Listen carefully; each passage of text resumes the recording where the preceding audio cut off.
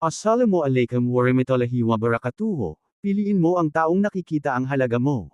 Sa buhay, maraming tao ang tumitingin lamang sa panlabas, sa yaman, itsura, o katayuan sa lipunan. Ngunit bilang isang Muslim, ang tunay na halaga ng isang tao ay nakasalalay sa kanyang takot sa Allah, taqwa, at sa kanyang mabuting puso. Kaya't piliin mo ang mga taong kinikilala ang iyong tunay na halaga, na hindi nakabase sa materyal na aspeto kundi sa kung paano ka sumunod sa Allah at kung paano mo pinapabuti ang sarili mo para sa Kanya.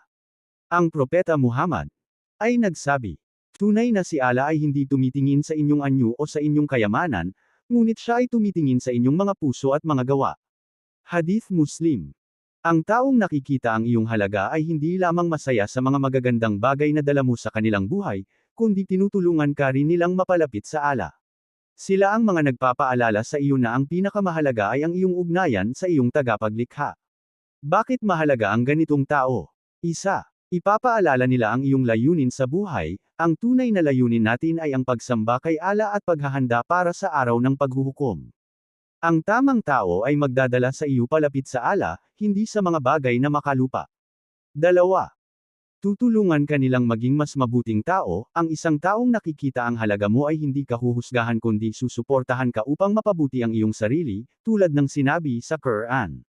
Mas mahigit, at tulungan ninyo ang isa't isa sa paggawa ng mabuti at takot sa Allah. Surah Al-Ma'idah 5:2. Tatlo. Magiging inspirasyon mo sila sa pagiging matatag, sa panahon ng pagsubok. Ang tamang tao ang magpapaalala sa iyo na ang pagtitiis at pananampalataya ang magdadala sa iyo ng tagumpay. Paano mo makikilala ang taong ito? May taqwa, siya ay may takot sa Allah at nagiging gabay mo sa pagsunod sa Kanya. Totoo at tapat, hindi niya sinusukat ang halaga mo batay sa materyal na bagay. Nagpapaalala sa iyo ng akhirah, pinapaalalahanan kanya na ang buhay sa mundong ito ay pansamantala at mas mahalaga ang ating ugnayan sa Allah. Magsimula sa sarili. Bago natin hanapin ang tamang tao, maging tama rin tayo para sa iba. Maging isang taong nakikita ang halaga ng iba batay sa kanilang pagsusumikap sa landas ng Allah.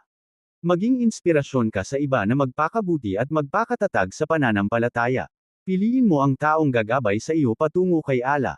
Piliin mo ang taong magpapahalaga sa iyo dahil sa iyong pagsusumikap na maging mabuting Muslim.